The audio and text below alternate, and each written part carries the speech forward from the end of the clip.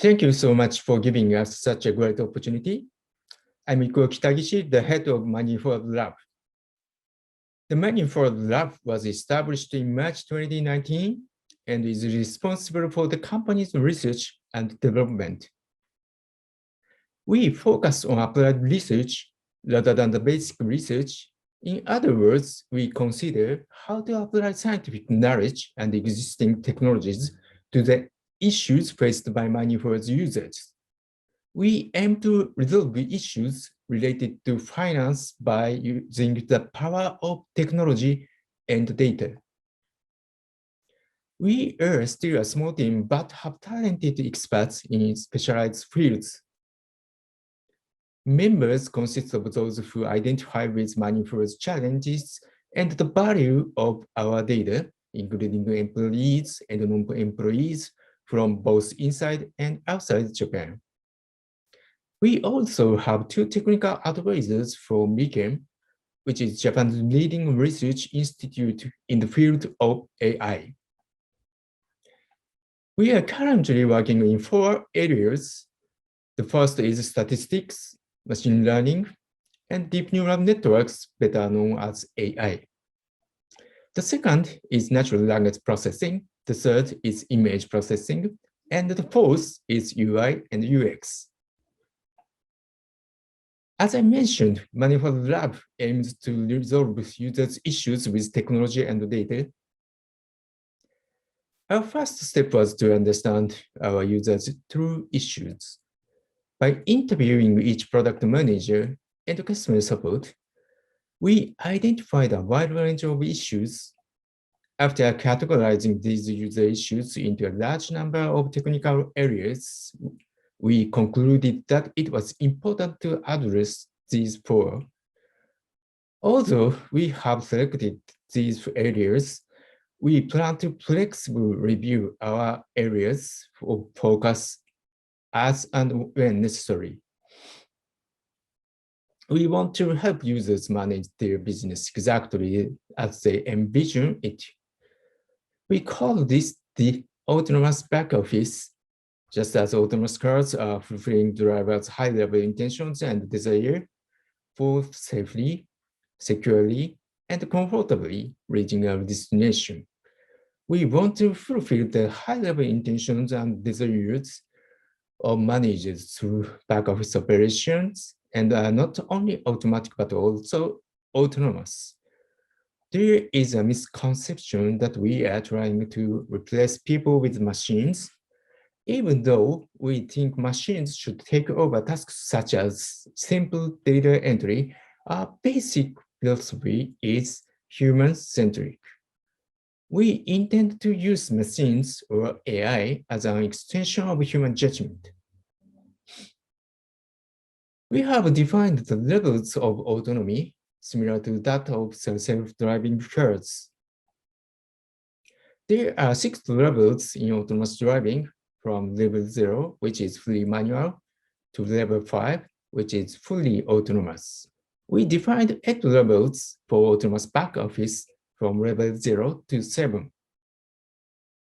As I mentioned previously, we broke down and consolidated the issues extracted from interviews with our product managers and were able to identify 4 major challenges to tackle.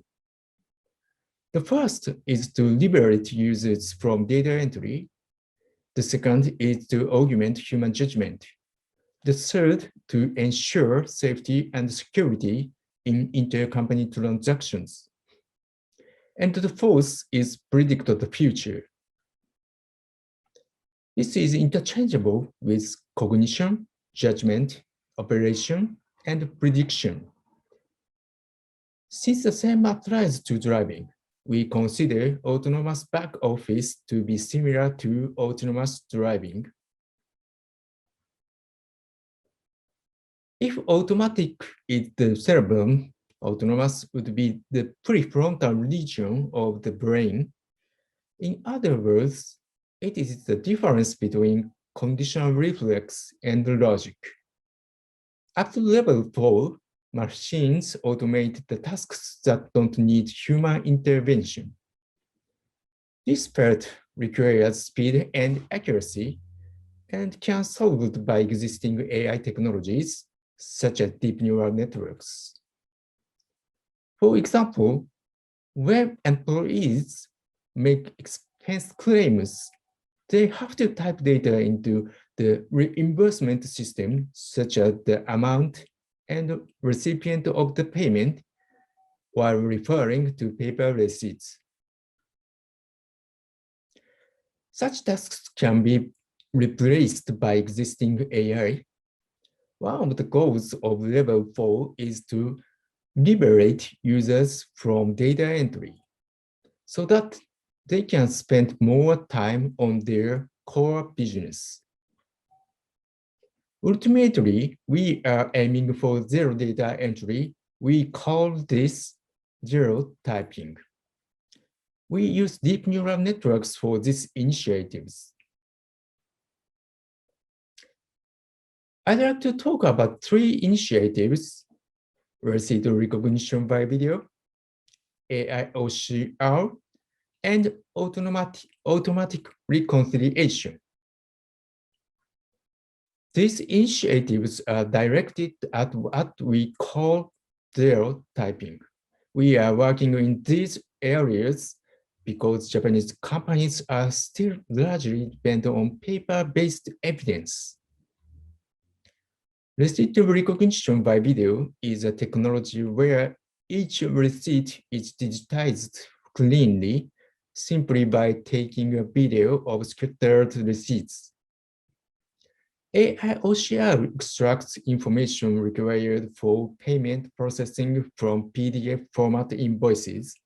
For example, the deadline and amount of payment and the bank account information, and auto-populates them into the payment processing system.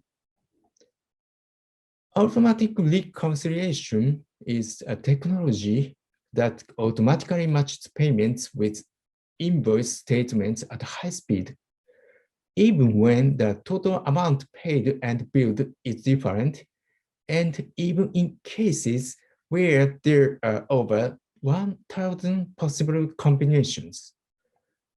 This will largely reduce the workload of reconciliating unmatched records and streamline the accounting operations. We have filed 4 patents, including an international application under the Patent Cooperation Treaty for these technologies. We are also preparing a paper to submit to an international conference.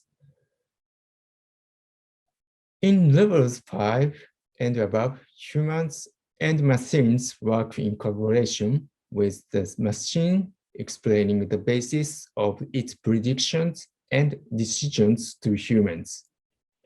At the moment, AI can project a company's cash flow. Let's say, for example, that the AI predicts that the company's cash flow will come up short in 3 months. If the rationale behind this can't be explained with data and words, users won't be able to trust the system, won't know what action to take, and therefore won't be able to change their behavior. Currently, AI, including deep learning, don't serve as intelligence. They may be at the forefront of automation, but they can't explain the reason for their decisions. An autonomous system needs to be equipped with the ability to explain. We are currently investigating inexplainable AI.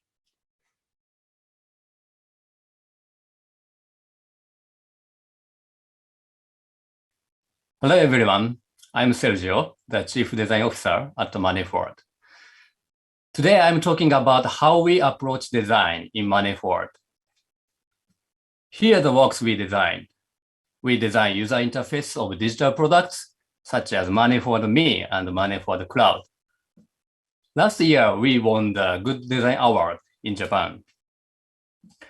We believe that design is one of the competitive advantages of our business.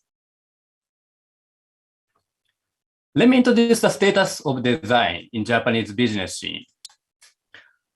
4 years ago, the Japan Patent Office compiled a document called Declaration of Design Management. And this document explains the importance to integrate design into business. As you can see in this graph, the stock prices of design-focused companies have grown 2.1 times compared to S&P 500. According to this document, there are two types of design: design for branding and for innovation. Let me talk about branding first. We have released more than 40 services since our founding, and most of them are provided in our single brand, Money Forward. By accumulating values to the single brand, we are attempting that customer acquisition cost will lower and lifetime value will rise. Money Forward Me has the #1 recognition as a household account book app in Japan. And it also has a positive effect on Money Forward Cloud. In recent years, we have been broadcasting commercials, and our brand recognition is increasing year by year. In order to make a brand, mission, vision, value, and culture are very important. Those are the core of our branding. Because our corporate culture is very unique, that has been an advantage of our brand. We have provided services in a single brand, so a consistent brand experience is required. To do so, we are working on to make a brand department and develop brand guidelines. We are trying to create a positive tone by communicating the spirit of Forward through the design. Next, I introduce the design for innovation. According to the Declaration of Design Management, there is a gap between invention and innovation. Design is the key to filling the gap. Even if we have an innovative technology, we cannot use it without design. For example, Money Forward Me's core technology is to automatically collect data from various bank accounts. We cannot use the data as it is. It will be useful to the users only after being displayed in the household account book app. Whether technology is user-friendly or not depends on the design. Our design approach is always user-focused. First of all, we start by understanding users through interviews and surveys. Through this research, we find out user insights and build a product concept. Then we create a prototype. We use it for user testing and get feedback to improve. By repeating this process, we design user-friendly products. The product design process is not something that only designers can do. We are working with business and engineering members on this process. Co-creation is our culture of product design. This is how we design products. Our user-focused design process can be a competitive advantage. In particular, business products generally have complicated screen elements and are often difficult to use. For a long time, users had no choice but to use them. We provide user-friendly products and our customers can choose them. So far, I have talked about design for branding and products. There is the idea of design ladder. It shows how design is used in an organization. As I have explained, we are using design as a process in product creation, and we are now in around step 3. To maximize the power of design, we aim to move on to step 4. In step 4, design is being used strategically from the management level to the entire organization. And it's being used to create business models and visions. Let's take a look at our design team. There are more than 50 people consisting of UI, UX, and brand designers. Designers basically belong to the design department within each business division. It allows designers to better understand their business and the users. While we operate in such a system, we have established a cross-functional team called the Design Strategy Office. This team is working on cross-organizational and long-term issues. To make the design more competitive, Declaration of Design Management recommends the efforts shown in this list, and we follow them. For example, we have set up a CDO position to promote design from the management level and established the Design Strategy Office. Recently, we are focusing on recruitment and training, as in number 6. Number 7 is to find indicators to value design, but it's not easy. We are in our process to find them. Finally, to carry out these efforts in a planned way, we have created a design strategy roadmap. We are still in the middle of the road, but we are aiming to the best design team in Japan. That's all about money for design. Thank you.